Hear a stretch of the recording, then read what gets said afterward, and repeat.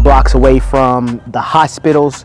Downtown, the Capitol is probably about 5 minutes away from here. When you think about accessibility to the hospital or to downtown Topeka, to access to the highways, you have a grocery store less than 5 miles from here. You have some other little things and amenities that benefit the location of it. But the reason why I thought that this one specifically was good is because with our short-term rental business, we needed to expand another one because we had a bunch of requests from local government and business people that have to come in. And so we want to increase our corporate contacts, but also be able to provide services for them, really focus on the short-term rentals. So this is why this location is very strategic. We also were running into an issue where we had some 2 bedrooms, we had a couple of 4 bedrooms, but what we noticed is those 4 bedrooms, 3 bedrooms are really highly sought after, but trying to find one that was also close to the desired areas from our corporate clients that we were getting questions. That's why I think this property is just the perfect location. And once we get done with it, once IPG does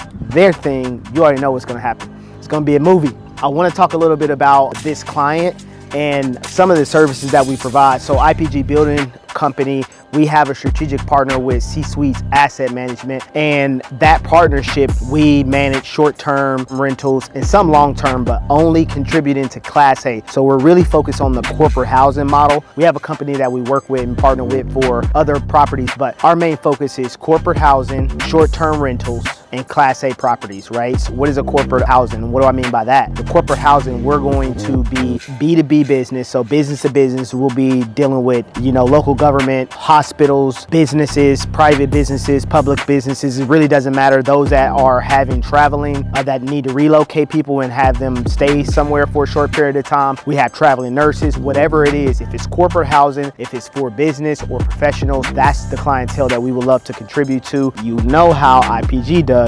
We give you our best foot forward. So let's walk in and take a peek at this beast that is being made a beauty. So funny thing, this was an on-market deal. Surprisingly, when we got the property, and the property was in pretty bad shambles. I'm pretty sure some photos of that is popping up on the screen as we speak. But when what we do, we came in here and we're essentially gonna touch every square inch of this property. This was a 3-bedroom, 2-bath. We are now in the process of converting it to a 4-bedroom, 2-bath. So actually this was an entryway to this door, but we needed more. We needed to look at functionality. The functionality of this place said that where could we put the wall? How could we situate the furniture for the guests or for the tenants that will be the residents that will be standing here? Obviously the dining room, we love all this custom woodwork or crown molding that you see, molding that's all in the ceiling.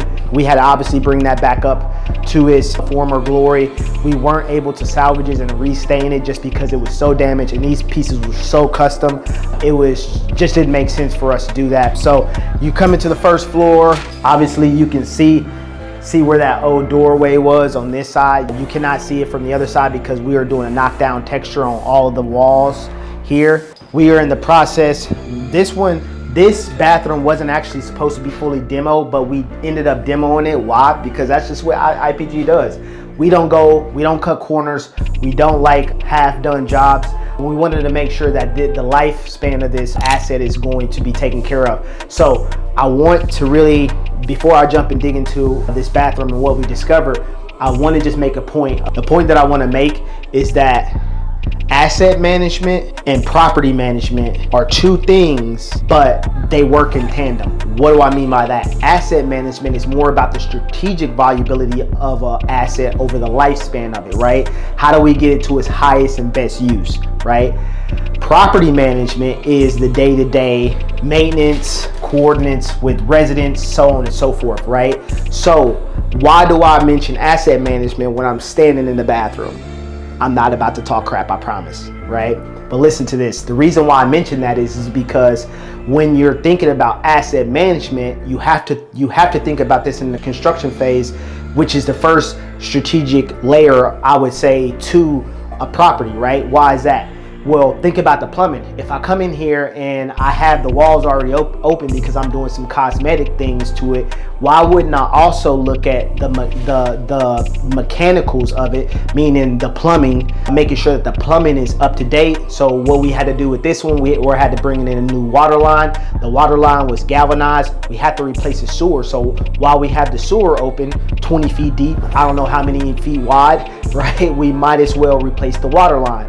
Then we came and we discovered that whoever had the property prior to gaining site control of it, they kind of piecemealed the plumbing together. So they had shark bites on stuff and clamps. It was so much of a liability that I can just think about service calls, inconveniences, unhappy guests, residents, so on and so forth, right? So again, when you think about asset management, you need to think about the strategic viability of the asset over the life of it. So when you have the walls open, if you're keeping an asset, I will suggest that you replace the plumbing.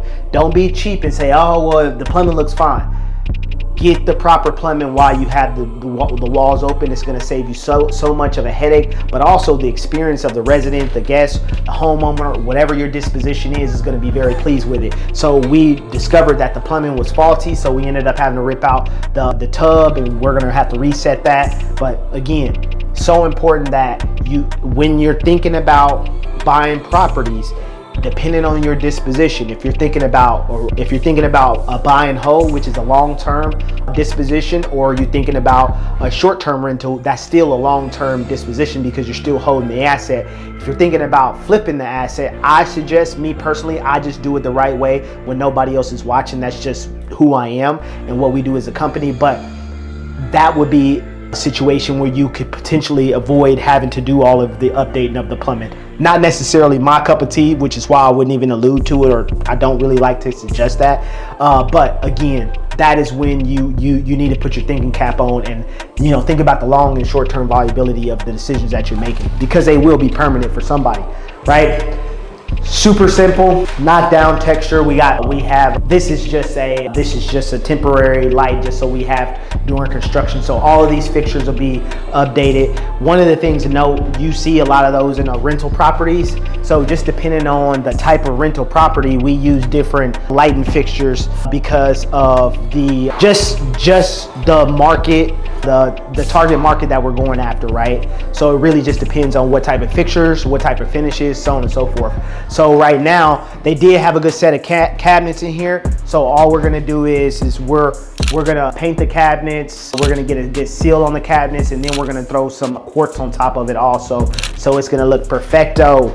Rebuilding this subfloor, a lot of things. That's the one thing about renovations that you have to know that's going to happen when you go to renovate a property and you do the underwriting. I want to encourage you to make sure that you put a contingency in this.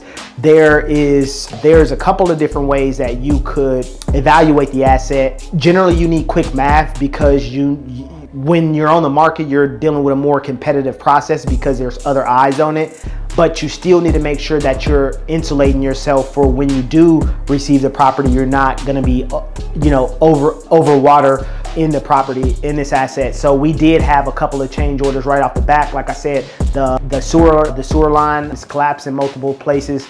The water line was wrong. But then also what we discovered after we took title to the property, or the owner that we work for took title to the property, our client, we started to do further assessment, and roof was one of the things that kind of made us start to question once we started to see certain bow and just certain tails, right? There was water damage, there was water rot in a lot of different areas where it could have been caused from the actual roof. So that made us do a little bit further investigation, because in the disclosure statement it did say that the roof had been updated. So when we evaluated the asset, it was actually snow, and the front part of the roof was covered in snow, the back part of it wasn't, and the back part of it was actually replaced. The funny thing, I've never seen this before, but what they did was they mixed the architectural shingle with a 3-tap, which is a no-no, right? Roofs are, for a very simple explanation, they love cohesion.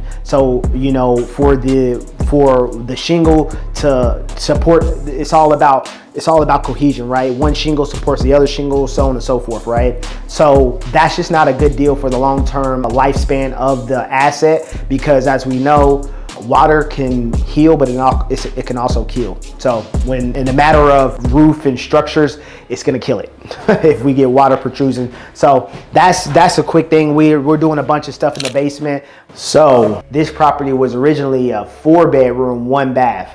Now we're making it 4-bedroom, 2 bath. Well, how the heck can you do that? Great question. So this room in here, this was actually a room.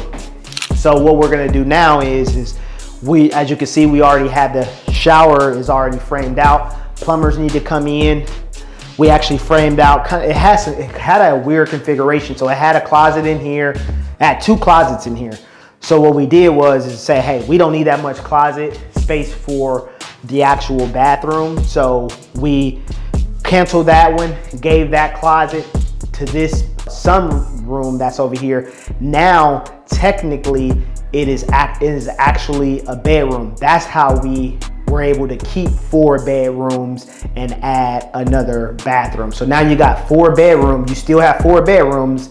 Now you have 2 baths. So we converted this room here to a bathroom. So you're gonna have your shower right here. You're gonna have your toilet right here, and then we're gonna have a vanity right there behind the door when we walk in. So this will be all tiled from floor to ceiling. The longest thing that we're waiting on, lead time is a big thing when we're talking about onyx. We ended up buying an onyx base for that, and lead times on those are generally pretty substantial. This bedroom here had a lot of sloping, and so we had to get this floor built up, and then we'll pour some self-level and then LVP will go over top all of these. So yep, this thing was off about an inch in some areas. So ran through, hey, what is the best route to do this? So put a 1/2 inch plywood on the floor, and then we'll throw some self-level and concrete. We also drilled down all of because it's hardwood, so we drilled down all of the hardwoods just to make sure that we don't have any squeaking or any more shifting. So this is the life of renovations. Really, I think that, if you're a person that's trying to get into renovations or invest in construction, you really just have to ask yourself, what type of investments, what type of renovations, what type of construction are you interested most in? For me, I'm in love with residential renovations, particularly full guts. I really don't care for kitchen bathrooms, one-offs, just because I don't think that we don't get to touch the totality of what that house is. So I like to take a more of a holistic approach. And really, I don't like hodgepodge or ad hoc renovation. So you'll see one part of the property is in pristine condition, but then other parts of the property just they don't look like they fit or they're a part of it. So for me, I love renovations just because restoration is just something that's been dear to my heart, not just on physical or construction side of things, but